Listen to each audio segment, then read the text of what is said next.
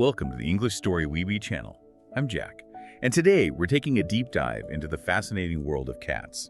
Our mission for this deep dive is to explore two really important things for all you cat lovers out there.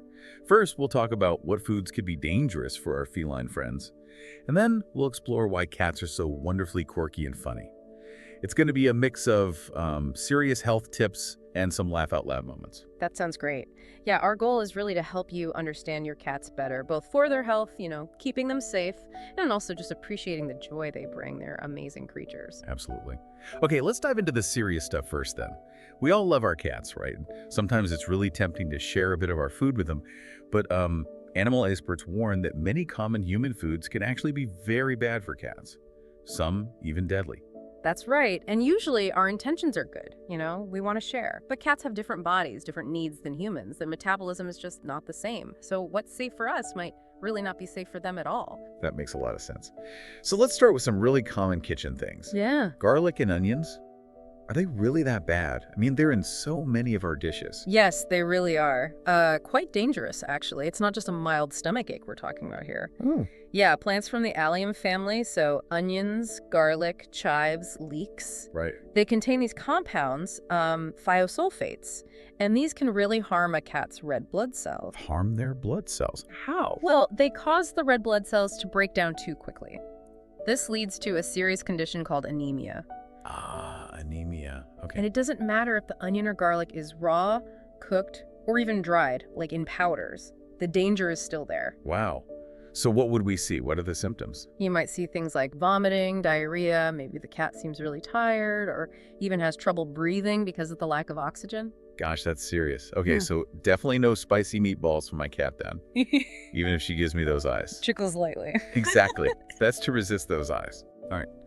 What about alcohol?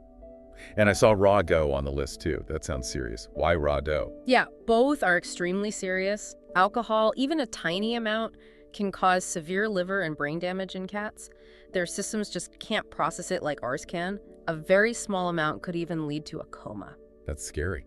Just a small amount. It is. And raw bread dough, well, it has yeast, right? Right. In a cat's warm stomach, that yeast ferments. It produces alcohol, so that's one danger. And it also produces gas. Lots of gas. Oh. Yeah. It can make the cat's stomach swell up, which is really painful, and can even cause the stomach to twist. That's an emergency, a really dangerous situation. So the dough makes alcohol inside the cat and also makes them bloat. Wow. What symptoms would show up then? Things like seeming confused, maybe stumbling, being really tired, a low body temperature, sometimes even seizures. It's really bad news. Okay, definitely keeping dough away. Now, things many of us love, chocolate and caffeine, coffee, tea. Are these dangerous for cats too? They absolutely are, yes. Chocolate has caffeine, but also something similar called theobromine. Theobromine, okay. And dark chocolate has more of it, so it's even riskier. Caffeine is also in coffee, tea, some sodas.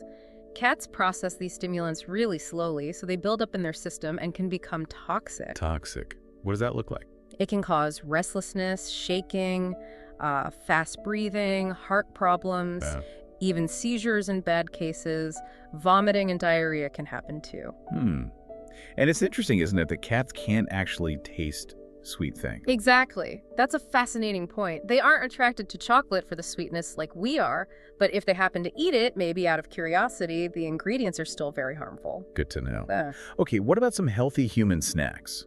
Like grapes and raisins. I've heard vague warnings about those for pets. That's right. Grapes, raisins, sultanas. We don't know exactly why, but they contain something that can seriously damage a cat's kidneys. Even a small amount can potentially lead to kidney failure. Kidney failure? From grapes? Yes, it's quite serious. While cats don't usually go looking for grapes, it's just safest to keep them completely away. Better safe than sorry. Definitely. Now, this next one might surprise people. Milk and dairy products. We always see kittens drinking milk in pictures, right? Isn't it good for them? The classic image. But it's mostly a myth for adult cats. Kittens drink their mother's milk, yes. But as cats grow older, most of them become lactose intolerant. Lactose intolerant. Like people. Exactly like people. They stop making enough of the enzyme, lactase, needed to digest the sugar in milk, which is lactose. So if they drink milk... Stomach problems. Yep. Diarrhea, maybe vomiting, stomach pain. So water is always the best drink for an adult cat. Good to know. Okay, what about raw foods? Some people feed raw diets. Are there risks with, say, raw eggs, fish, or meat? Yes, there are definite risks to be aware of. Raw eggs, for instance, can carry bacteria like salmonella, Salmonella, right. and raw egg whites contain something called avidin. This actually stops the cat from absorbing an important vitamin, B7 or biotin. Biotin is crucial for their skin and coat. Okay, so bacteria and blocking vitamins. What about raw fish? Certain types of raw fish contain an enzyme that destroys another vital vitamin, B1 or thiamine. A lack of thiamine can cause serious neurological problems in cats. Neurological. Yeah. Wow. And raw meat. Raw meat, especially chicken, can have bacteria like Campylobacter and Salmonella too. These can cause really bad diarrhea and stomach issues, and they can sometimes even spread to people in the house. So careful handling is key if you go that route, and maybe talk to a vet nutritionist. Makes sense. Okay, one last food. Tuna. Cats seem to love tuna. Do the kind we eat okay as a treat sometimes? They do go crazy for it. Small amounts of tuna meant for humans, just now and then, might cause a bit of stomach upset, especially if it's packed in oil or has seasonings. But the real problem is if they eat a lot of it regularly. Why? What happens then? It can lead to a painful condition called steatitis or yellow fat disease. Yellow fat disease. That sounds unpleasant. It is. It's basically severe inflammation of the cat's body fat. It's often linked to diets high in unsaturated fats, like in tuna, without enough vitamin E. The fat tissue gets damaged and inflamed, causing painful lumps. It really highlights why food specifically made for cats, with the right balance of nutrients, is usually the safest bet. Absolutely. So the main takeaway from all this food talk is clear. Stick to cat food. And if you're ever unsure, or if your cat eats something iffy, call your vet right away. Don't guess. Exactly. Better safe than sorry. Okay. Let's switch gears now to the fun side. The hilarious, sometimes totally baffling things our cats do. We get so many stories about this. Why are cats just so quirky and funny? Chuckles. It's one of their best qualities, isn't it? A lot of their humor, I think, comes from their natural instincts just popping up in our human world. Plus, they have such big personalities and they're so spontaneous. They really do live in the moment, which can lead to some very funny situations for us. Totally. Like sometimes my cat just appears out of nowhere, silent, like a ninja. I heard this great story from a cat sitter about a cat who, some mornings, wakes you up demanding cuddles. But other times, it just peeks around the doorframe like a tiny spy and only comes in if you actually say hello. What's that about? That's a perfect example. It's likely a mix of things. That peeking is partly their instinct to observe, like a predator checking things out. Yeah. It's also curiosity and maybe even testing boundaries, seeing what your reaction will be. They're watching you, trying to figure you out, just like they would another animal. So they are little spies, maybe practicing their speaking skills. Could be, just in case a dust bunny attacks. Yeah. Right. And they have such specific rules, don't they? We heard about cats who refuse to eat from the food bowl on the left. Or they have 2 litter boxes but will only ever use one of them. Why so particular? Routines and predictability. Cats are creatures of habit. They thrive on routine. Their internal clocks are pretty strong. Even small changes in their environment, or something that makes one spot feel slightly less safe or private than another, can make them very picky. They like things just so it makes them feel secure. Like tiny managers of their own little worlds. Pretty much. And we heard other funny examples too. Like the cat that herds its owner towards the bedroom every single night at exactly 10 p.m. Yes, the internal clock strikes again. Or the cat that meows loudly every single time someone opens a can of fizzy drink, even if it's in another room.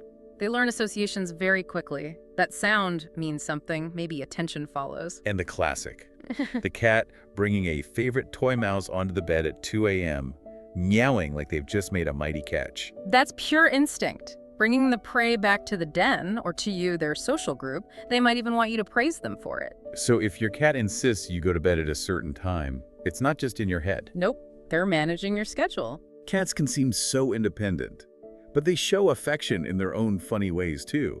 Like we heard about a cat that sort of asks permission to cuddle.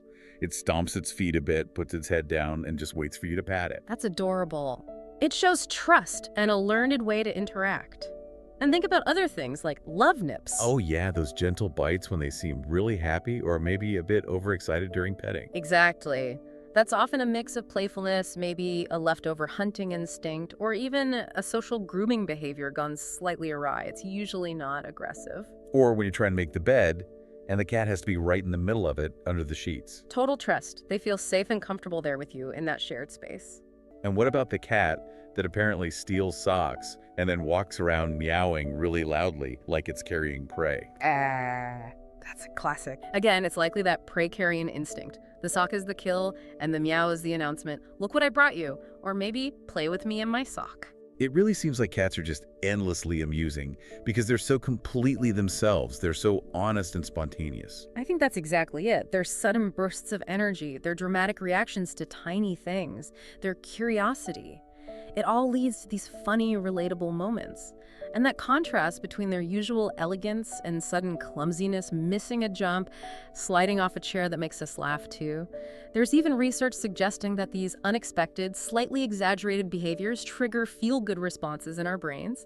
They're natural comedians. What a great deep dive today. We've gone from the serious stuff, like keeping cats safe from dangerous foods, garlic, chocolate, onions, all that, Very important. to celebrating all their wonderful, funny quirks. The secret agent peeking, the sock stealing, the strict bedtimes they enforce. Indeed. And understanding both sides is key, isn't it? Knowing their biology helps us care for them properly, and paying attention to their unique behaviors, well, that just enriches our lives and strengthens that amazing bond we have with them. So true. So, as you go about your day, maybe take an extra moment to just watch your own furry housemate. What weird, wonderful, or hilarious thing might they do next? You might learn something new about their world or just have a really good laugh. Thank you for watching. Don't forget to like and subscribe for more stories.